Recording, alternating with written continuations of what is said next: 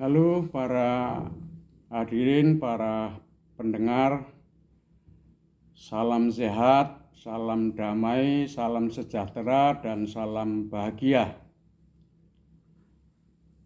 Perkenalkanlah, nama saya Slamet Prawiroharto, disingkat Slamet PH. Ini adalah podcast saya pertama. Nama saya Slamet PH tadi. Saya ini adalah pensiunan dari guru besar Profesor UNJ sejak tahun 2018 dan saya sudah diperpanjang 7 tahun sampai akhir Desember tahun lalu. Nah, meskipun saya sudah pensiun sebagai profesor, saya tidak ingin pikiran saya pensiun, maka yang saya perlukan adalah reorientasi kegiatan saya, yaitu melalui podcast ini agar supaya saya tetap bisa berkontribusi terhadap bangsa Indonesia melalui cara lain, yaitu adalah melalui podcast. Saya punya pengalaman, saya punya informasi, pengetahuan, teori-teori, ilmu, pengalaman, gesekan-gesekan saya dengan berbagai pihak, dengan negara-negara lain, sehingga akan saya curahkan kepada publik daripada kelak akan saya bawa mati. Nah, oleh karena itu sisa hidup saya ini pada dasarnya akan saya curahkan untuk menyedekahkan apa-apa yang saya akumulasi berpuluh-puluh tahun pengalaman saya dalam bidang pendidikan. Saya sudah berumur 78 tahun dan saya yakin adalah pemulai podcast yang tertua di Indonesia. Saya akui bahwa saya ini modalnya adalah semangat. Pada dasarnya hidup ini kalau didasarkan atas semangat, daya juang, dan seterusnya, itu tentu kita tidak ada istilah-istilah pensiun. Karena itu saya mulai podcast hari ini yang intinya adalah saya ingin menyedekahkan apa-apa yang saya akumulasi berpuluh-puluh tahun di bidang pendidikan, mulai dari tingkat nasional, karena saya menjadi konsultan penasihat di kementerian berpuluh-puluh tahun. Saya juga pernah pengalaman di berbagai negara, baik sebagai dosen tamu, sebagai konsultan di beberapa negara, dan juga tentu saja saya juga penguji, penceramah di beberapa negara, sehingga apa-apa yang saya akumulasi itu ingin saya sedekahkan kepada publik. Nah, untuk yang pertama kali ini, selain memperkenalkan diri saya ingin menyampaikan beberapa hal agar supaya kita itu bisa berkontribusi terhadap pembangunan pendidikan di bangsa ini.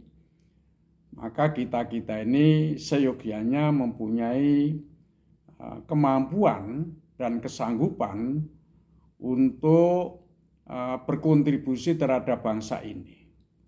Nah, kita itu bisa berkontribusi secara maksimal apabila kita itu mempunyai cara-cara untuk mengolah diri kita, sehingga diri kita itu menjadi kekuatan-kekuatan yang bisa secara optimal mengkontribusikan kepada publik.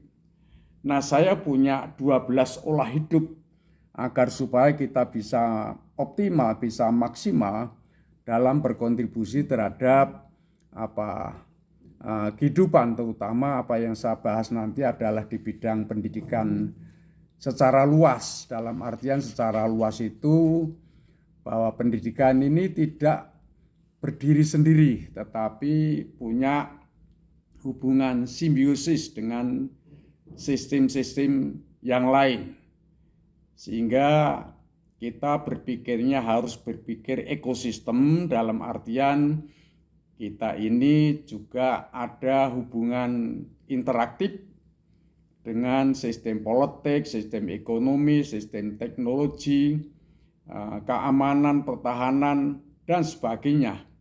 Itu semua akan merupakan bagian bahasan kita ketika kita membahas pendidikan dalam artian luas. Nah, mari kita mulai bahwa manusia itu kalau ingin berkontribusi secara maksimal, kita harus mampu mengolah diri kita sendiri sebelum nanti kita berkontribusi secara luas kepada publik. Ada 12 olah yang perlu kita upayakan.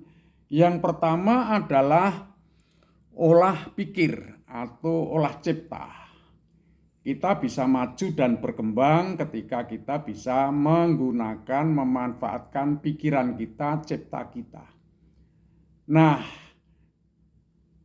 kita berpikir ini ragamnya banyak sekali. Nah, nanti akan kita bahas tersendiri cara berpikir, karena cara berpikir ini ada cara-cara berpikir strategis, mulai dari berpikir tinggi, berpikir dalam, berpikir jauh, berpikir majemuk, berpikir luas, dan sebagainya. Tentu juga ada cara-cara berpikir yang lebih rinci lagi, mulai dari berpikir ilmiah, maksud saya berpikir deduktif, berpikir induktif, berpikir ilmiah, berpikir alamiah, hingga sampai yang ke-50-an sekian, yaitu adalah berpikir sistem. Itu yang paling sulit, karena berpikir sistem adalah berpikir membangun keberadaan hal menurut kriteria sistem, di mana kriteria sistem adalah utuh dan benar, dengan catatan utuh dan benar menurut hukum-hukum ketetapannya. Nah, karena itu dalam berpikir sistem ini adalah merupakan gabungan atau kombinasi antara logika rasional dan logika mistika. Lah, ini yang sulit untuk dijangkau kita ini. Yang mudah dijangkau tentu saja logika rasional. Yang sulit adalah logika mistika, karena kita yakin, tetapi keyakinan itu tidak bisa dibuktikan secara material, gitu. Nah, ini tapi apapun itu berpikir sistem itu penting, ya. Nah, ini akan kita bahas kemudian pada podcast-podcast yang akan datang, cara berpikir. Yang kedua adalah olah rasa. Setiap orang punya perasaan, dan karena itu perasaan kita itu harus kita olah supaya kita selalu punya perasaan yang happy, yang senang, yang bahagia. Ketika kita punya perasaan yang seperti itu, tentu kita akan menjadi manusia yang menjalankan kehidupan itu penuh dengan makna, gitu. Itu yang kedua, bagaimana kita menjadi manusia yang mampu mengolah perasaan rasa kita. Itu yang ketiga adalah olah karsa atau kehendak atau keinginan. Setiap orang kalau ingin maju harus punya karsa, harus punya keinginan, harus punya kehendak. Orang yang tidak punya keinginan tidak akan maju. Ya. Tetapi kalau kehendak atau keinginannya itu melebihi kemampuan dan kesanggupannya, maka itu akan menjadi masalah. Maka kehendak atau keinginan itu kalau ingin dicapai, kita harus mempunyai tingkat kesiapan yang memadai untuk mencapainya. Karena itu perlu dilakukan analisis tingkat kesiapan. Nah, untuk itu nanti kita bahas tersendiri pada podcast yang akan datang. Kemudian yang keempat, yaitu adalah olah emosi. Saya yakin bagi adik-adik, kawan-kawan, atau mungkin anak-anak, bahkan cucu-cucu saya, saya sudah umur 78 tahun, mungkin ada cucu-cucu yang mendengarkan ini ya. Kita semua orang punya emosi, maka kalau Anda ingin bisa menata emosimu, ada buku yang sangat bagus ditulis oleh Daniel Goleman tahun 96 yang judulnya adalah Emotional Intelligence. Yang beliaunya mengatakan bahwa kesuksesan orang itu justru mayoritas ditentukan oleh kecerdasan emosi, bukan kecerdasan intelektual. Tentu gabungan ya, sukses seseorang ditentukan oleh kecerdasan emosional dan kecerdasan intelektual. Tapi secara umum oleh Daniel Goleman, temuan dari penelitiannya, bahwa suksesnya seseorang itu lebih banyak ditentukan oleh kecerdasan emosional. Lalu kecerdasan emosional itu apa? Yang intinya adalah bagaimana kita merespon terhadap pola lingkungan dengan cara-cara yang nyaman. Artinya kalau ada pola lingkungan, kita itu meresponnya aku nyaman, lingkungannya juga nyaman, terutama kalau lingkungannya adalah manusia. Jadi mereka nyaman, kita nyaman, itu orang-orang yang kecerdasan emosinya bagus, dan karena itu biasanya orang yang kecerdasan emosinya tinggi, itu tata keramanya bagus. Ya, itu. Lalu yang kelima, itu adalah olah kesadaran. Sebenarnya olah kesadaran dengan olah emosi mirip-mirip ya, karena orang yang emosi biasanya kurang sadar, tapi saya pilih agar supaya ada kejelasan itu. Orang tiap hari kita berbuat itu, lebih banyak mana Anda berbuat? Lebih banyak disetir oleh kesadaran atau ketidaksadaran. Nah, ini tentu saja kita tidak bisa ngebiah-uyah, dalam artian ada orang yang belanja umpamanya itu penuh dengan kesadaran, tapi ada juga yang belanja itu tidak didasarkan atas kesadaran, tapi didasarkan atas impulsi. Ya. Artinya kalau belanja atas dasar impulsi itu belanja bukan didasarkan atas kebutuhan, tapi didasarkan atas keinginan.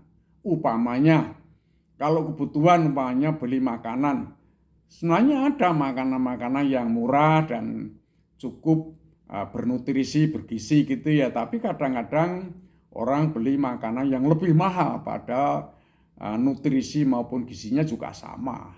Tapi kadang-kadang lalu orang bisa karena ada uang lalu membeli makanan yang lebih mahal, padahal kadar nutrisinya sama, kadar gizinya sama. Ini contoh-contoh kadang orang membeli barang dengan cara-cara yang impulsif gitu. Tidak hanya makanan, bisa juga baju, bisa kendaraan dan sebagainya. Nah, ini pada dasarnya manusia itu tentu kalau berperilaku didasarkan atas kesadaran yang tinggi, itu akan lebih baik daripada yang didasarkan atas impulsi, kan gitu ya. Nah, selain itu juga yang keenam itu adalah olahraga.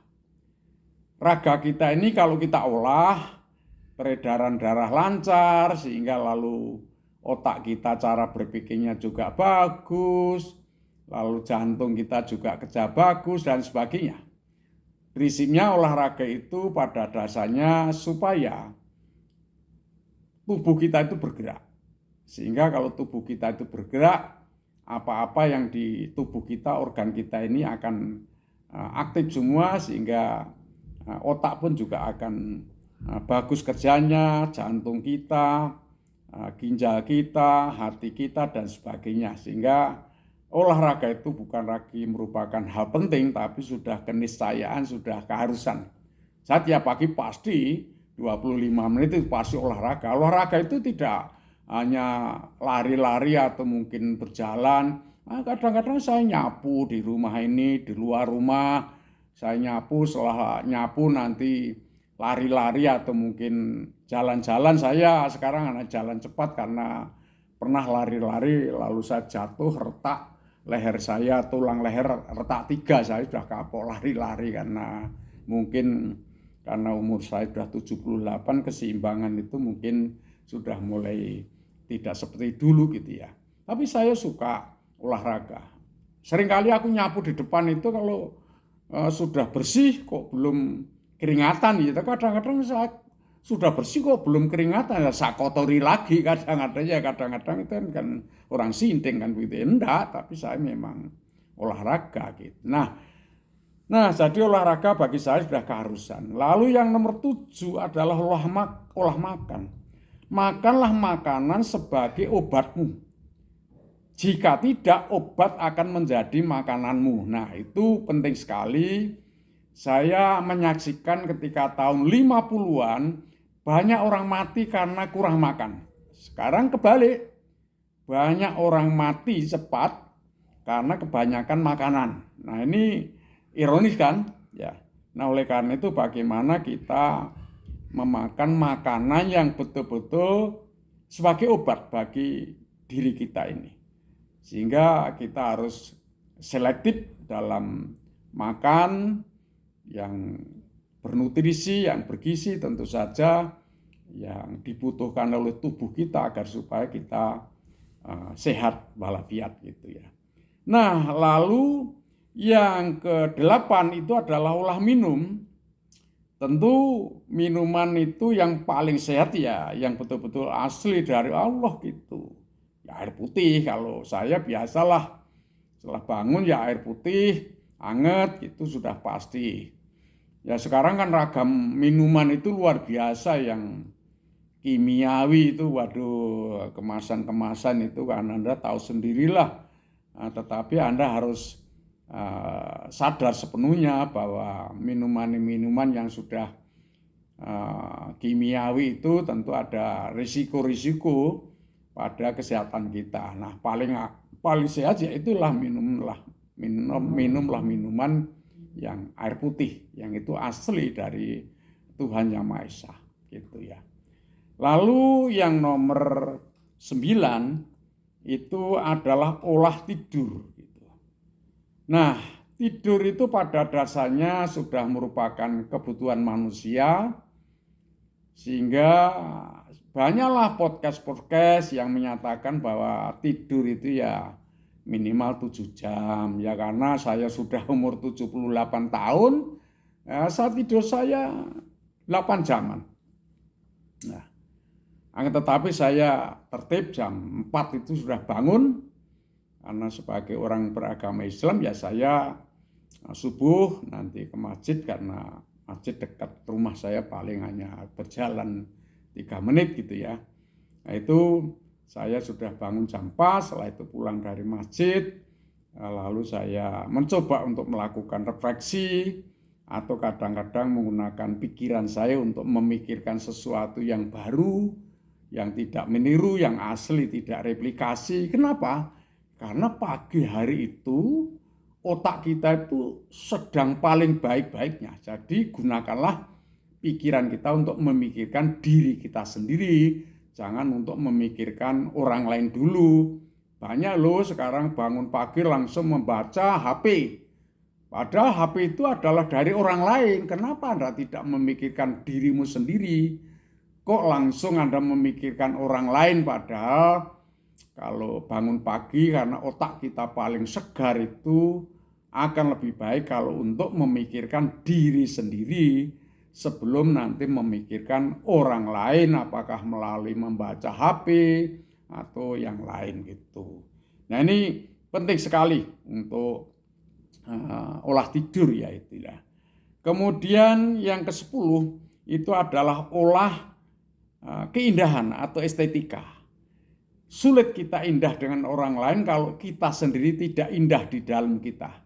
Makanya saya upayakan mengindahkan dalam diri kita melalui estetika, melalui seni. Biasanya saya itu menikmati seni, ya karena saya orang Jawa, ya saya senang mendengarkan musik-musik Jawa.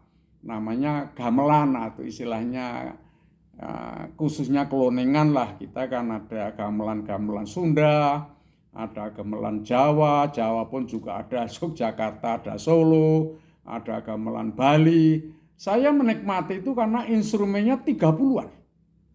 Penelitian di Amerika Serikat kalau orang mendengarkan musik dengan 11 instrumen, itu penelitian quantum blending sudah puluhan tahun yang lalu, itu otaknya akan lebih bagus karena sel-sel otak aktif. Nah, Amerika memang cuma 11 instrumen, lah gamelan Jogja 30 instrumen, Solo 29, Sunda juga sekitar itu, Bali juga sekitar itu. Nah, artinya sebenarnya kalau orang itu menikmati instrumen-instrumen kita ini, baik gamelan ataupun yang lain, itu sebenarnya otak kita akan lebih cerdas. Hanya dari sudut pandang seni loh, tapi kan juga untuk otak kita cerdas kan banyak faktor yang lain. Artinya jangan men-single out hanya dari seni tok gitu, enggak gitu ya. Otak kita itu perlu nutrisi, perlu oksigenisasi, oksigenisasi, ya gitu-gitu diperlukan. Tapi keindahan itu diperlukan. Yang ke-11 adalah olah keseimbangan. Kita ini hidup dalam situasi yaitu keluarga, pekerjaan, dan juga diri kita sendiri. Jadi kita itu menjalani kehidupan ya kalau bisa ya jaga keseimbangan, ngurus diri sendiri, ngurus keluarga, dan ngurus pekerjaan. Ya tidak bisa persis sepertiga ketika aku dulu sedang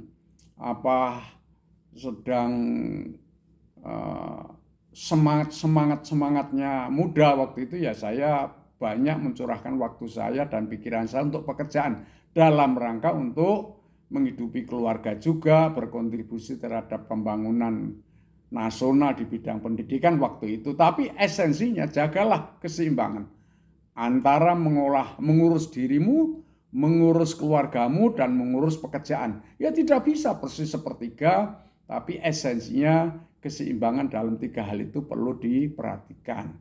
Terus yang ke-12 adalah olah lingkungan atau orang lain. Artinya apa?